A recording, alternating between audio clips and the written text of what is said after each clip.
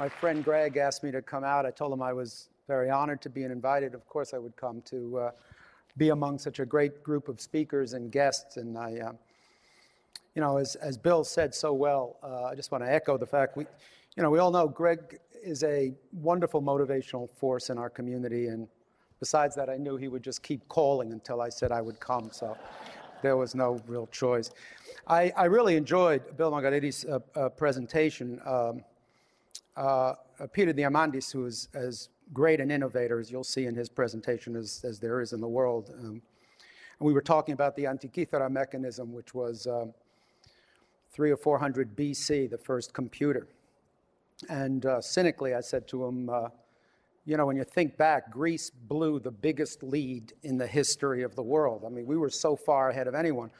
But I think, as that discussion, I think, did so well, the issue is not where we were in the past, it's where we're going in the future. And so I'm going to talk a little about entertainment, but you know, the future of innovation is amazing, and I think it's really commendable that Greg took the time and got us all here to do this. So what I'd like to do today is give you an overview of the future of entertainment from our perspective at Fox, talk a little about some of the challenges we face, and tell you why we remain very optimistic about the future of media. It's been a great year, and Greg was very kind to say all that.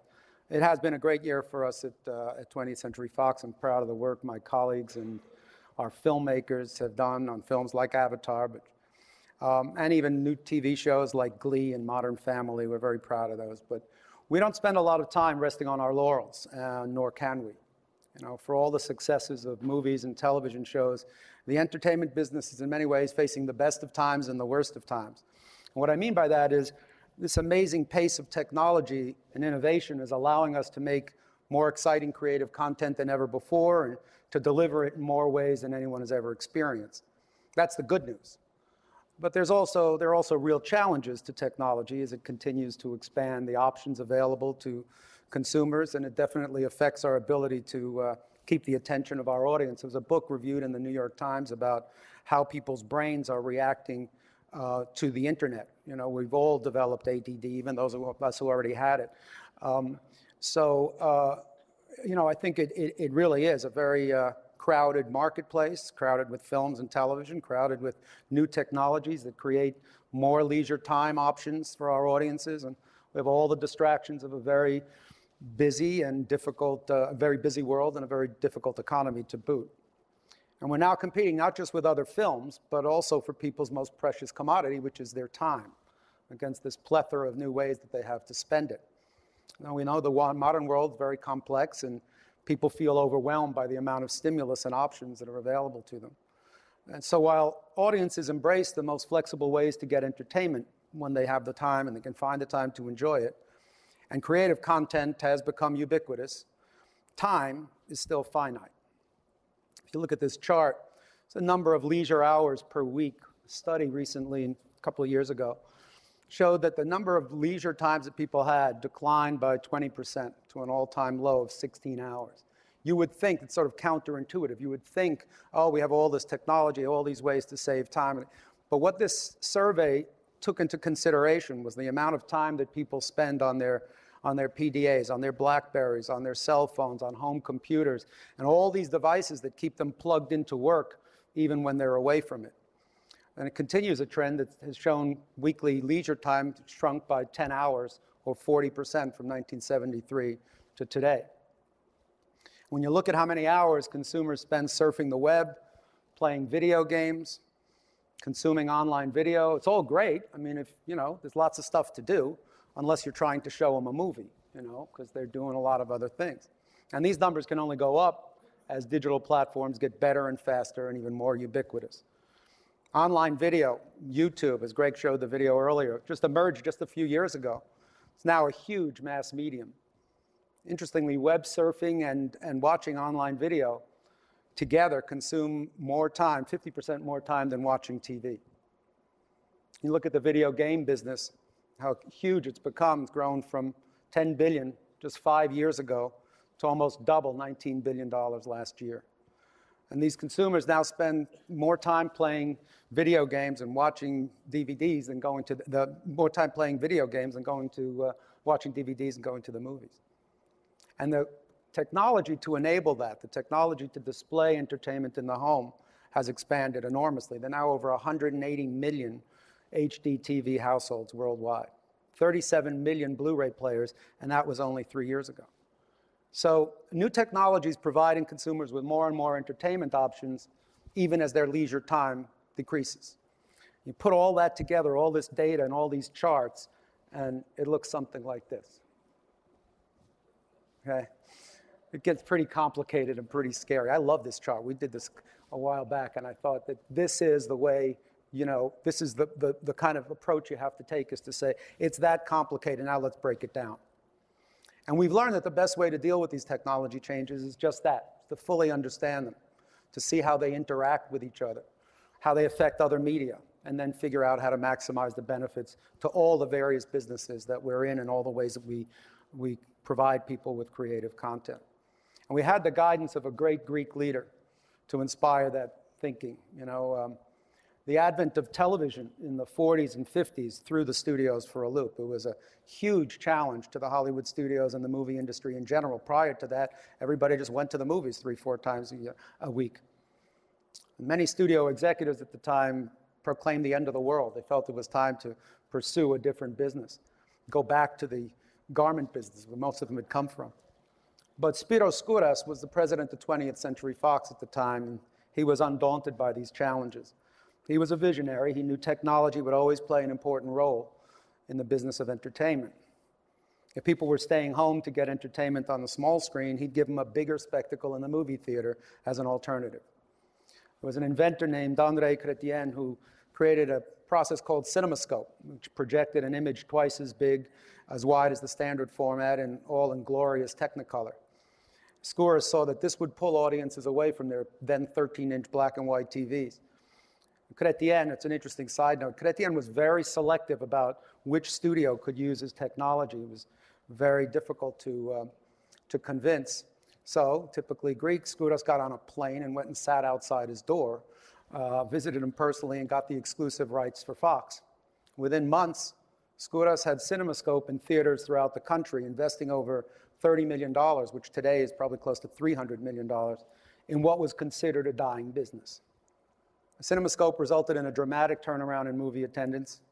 Skouras' insight was responsible for a 25% increase in box office receipts and sustained the dominance of theater going throughout the so-called age of television. As a result, Skouras had the nickname, the man who saved the movies. And here's a little piece from our archive to give you a sense of what that looked like at the time.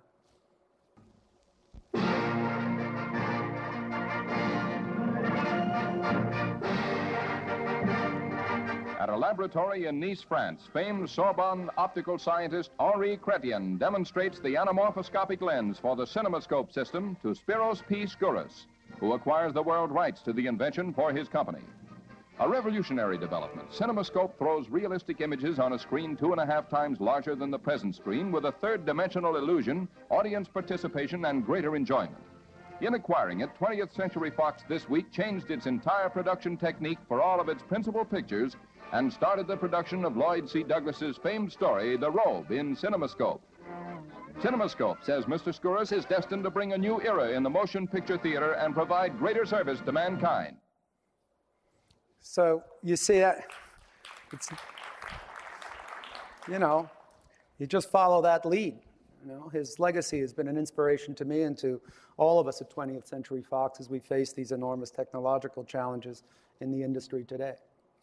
So we've led the industry in developing new media, new forms of media and entertainment offerings, including the development of Blu-ray technology, which we supported, and most recently as enthusiastic advocates of digital 3D cinema, which last summer proved enormously successful for us with Ice Age 3D, which was a massive success around the world, and then it became the biggest animated film of all time, and then, of course, Avatar, which redefined the nature of movies and introduced audiences to the full potential of 3D technology, and I'll come back to Avatar a little later. So by embracing and expanding this technological innovation rather than fearing it, our business has prospered and will continue to. And once we understand that, the threat becomes an enormous advantage. because the same technologies that create this fragmentation also provide more ways to reach and to satisfy our audiences than ever before. When you look back, this chart shows what entertainment options. By the way, you notice I did use the Greek blue. This was not, and that's, I think, Antibaros. This chart shows the available entertainment options just 6 years ago and what they are today. And more than anything, that demonstrates how far we've come in a very short time. In 2004, audiences had their choice of basically 3 in-home technologies for watching a movie. Video cassette player, remember those? And a DVD player if they were really modern, and pay-per-view, and the early version of VOD. A few years later, they had high-definition television and Blu-ray discs, video on demand through cable and the internet, the ability to make digital copies of their movies and store and watch them on everything from the computer to their phone. The ability to put movies on a flash stick, carry it around in your pocket. You get the idea. Basically, the ability to access and watch movies anywhere and anytime in so many ways. And it's not only home technologies. It also turns out that the people who love those new technologies are also the most avid movie-going audience. So despite the impact of VOD, video on demand, and DVRs, and digital cable, all these technologies that you see here, studies show that people that have 5 or more of these home technologies go to the movies 11 times a year, to the theater, compared with 7 times a year for those with fewer than 5. So, the more toys they have at home, the more they go out to the movies. Right? And it makes sense because they have all the technology so they can watch what they want, and when they can make the time, which is still the most important aspect of this. And they obviously really love movies, and entertainment. We had a real dip in 2008 in theatrical admissions. And then last year, we reached a 5-year high. This is the industry overall, obviously, in part because of the advent of 3D, which gave people a completely new experience, but also because in a recession, movies are a much better bargain than going out to dining out or a vacation trip or almost anything else you do out of the home. And what it shows is that despite the increasing number of available entertainment choices, people are spending as much or more time going to the movies as they did 5 years ago. So not only does technology provide the means to engage audiences more than ever before, but movies remain one of the greatest social and cultural forces for people all over the world. Let's go to this next chart. Here's one sage philosopher's insight into why movies are so popular. Okay, I thought that is the least Greek comment you'll ever hear, the escape from work and family, but nevertheless, it's Homer's point of view. Anyway, so you might think, people love movies. You have the technology to make and deliver them. What's the problem? Well, it's not really as simple as that. We still face huge risks and challenges and the need to keep our costs under control. You may know, or may not, but the economics of making movies has gotten a lot more challenging over time. Rising costs of production and particularly marketing. And we talk about this distracting and fragmented world. Try and get somebody to pay attention to the fact that your movie opened this weekend as A-Team opened for us. But the rising costs of production and marketing, the enormous capital we put at risk, the need to return that investment, to keep providing support to the vision and talent of filmmakers, it all gets very expensive. And one reason is that over the years, audiences have demanded greater scale and bigger effects and more amazing images to be entertained. You can't give them the same old. As a result, movies become a lot more expensive. The cost of talent and production has skyrocketed. To look at the average negative costs over time, industry figures show the average negative costs increased 65% in the last 7 years, from 48 million in 2004 to 79 million in 2009. And that's the cost of making the movie. You can add a cost of about another $100 million worldwide in marketing to let people know about it. The budgets, when you look at the top 10 films each year, those are obviously usually the bigger films, the Harry Potters, obviously the Avatars every once in a while, but they're much bigger. They've grown from 108 to 180 million in the same period. So that's, a lot of money. And that only tells part of the story. As big as the average production and marketing budgets get, you know, all of these big movies, the biggest movies, are costing the most. So the results are worth it, you know, when audiences respond, you know, when they show up, it's great. It's just getting them there that gives studio guys major headaches. And while 3D has helped by increasing the cost of a ticket for those 3D movies, it also adds to the cost of making those films. So here you see adding about 20% incrementally to make a movie in 3D, which pretty much now we're going to be doing on most, if not eventually all of our movies. So it gets up into some pretty crazy numbers, and controlling those is a big part of what we do. But this all ties in because over time, all these ancillary markets you saw, all of those have provided the financial support to enable us to keep pace with this growing cost of meeting audiences' expectations and satisfying entertainment. So for the consumer, time and access and convenience have triumphed in the home, and the expansion of choices and that control they have over their choices had the greatest impact on entertainment. From the remote control and, you know, to the expansion of channel offerings, to this vast array of technologies, all make it easier to find and enjoy the entertainment they want, when they want it, where they want it, and most of all, when they have the time. And that's why they've spent an increasing share of their disposable income on entertainment, which is the good news for us, especially with these costs you see, which in turn has sustained these increased production costs and what it takes to keep them happy. Most of all, the convenience provided by these new technologies has enabled them to make the most of their available time in an increasingly busy and distracting world. So innovation keeps this whole process, this whole ecosystem working.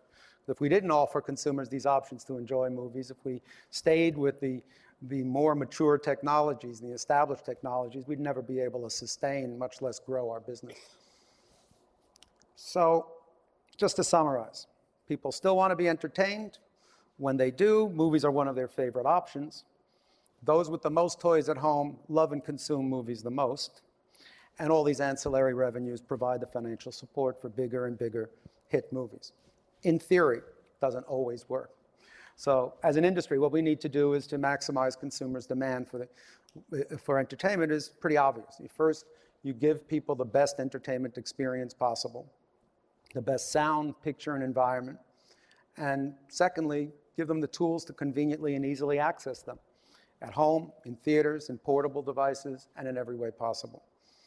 This past year saw the emergence of a truly breakthrough new technology, which we and others have been developing for years, 3D digital cinema.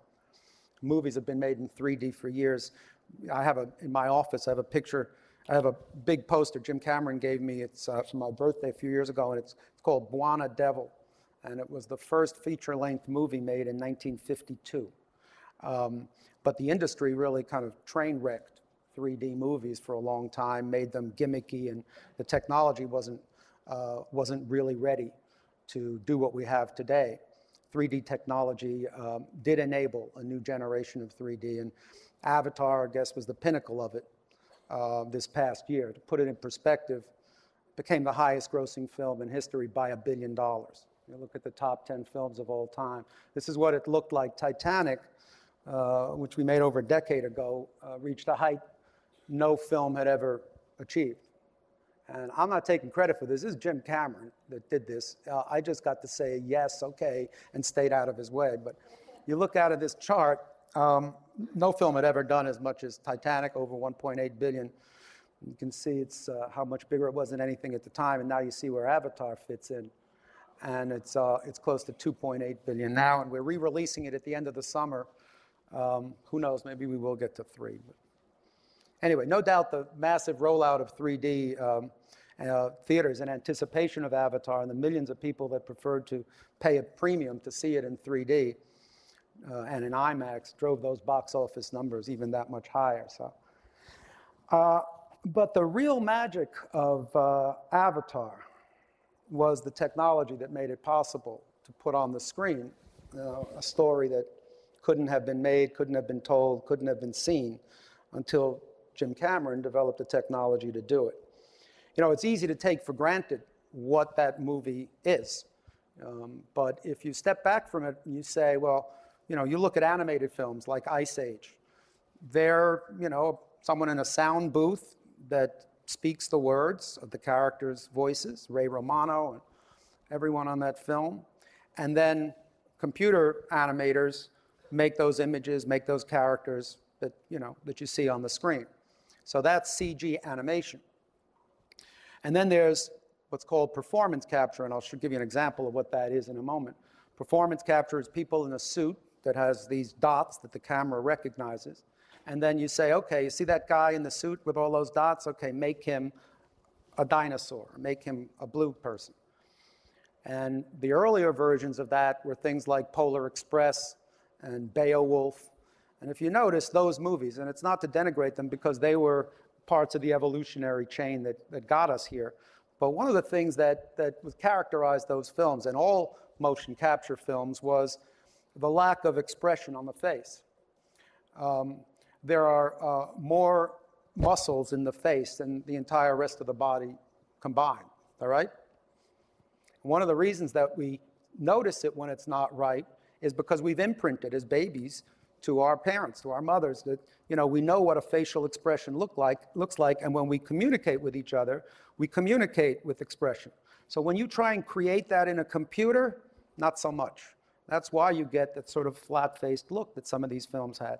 So that's another challenge. Performance capture that creates beings that were what you saw in Avatar, where you're seeing people and you're believing that that 10-foot blue person is real, because that's a created character. And the final thing was you had performance capture, and then you have live action, and now you're going to put them both together, so the blue guy is going to run around in a real world. Well, there was some real photography shot in Avatar, but most of that movie, almost the entire movie, was made in a room just like this. A big, empty space in which nothing existed, zero. And every blade of grass, every hanging mountain, every 500-foot tree, everything you see was created in a computer. And the actors, as you'll see in a moment, were running around in a room like this. I mean, I went down to you go down to the set. Normally you go down to a set and it's full of cameras and rigs and all of this heavy equipment for capturing images. This was James Cameron holding a piece of equipment that was this big, and people literally on a wooden soapbox, and he would say, there's a beast attacking you, look up to the right. There was nothing there.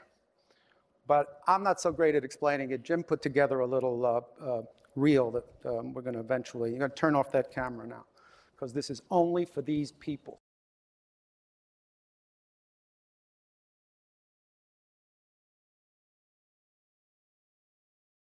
So I thank you for your time. There's an avatar in your gift bag, so you have something to do when you're find the time. But thank you very much.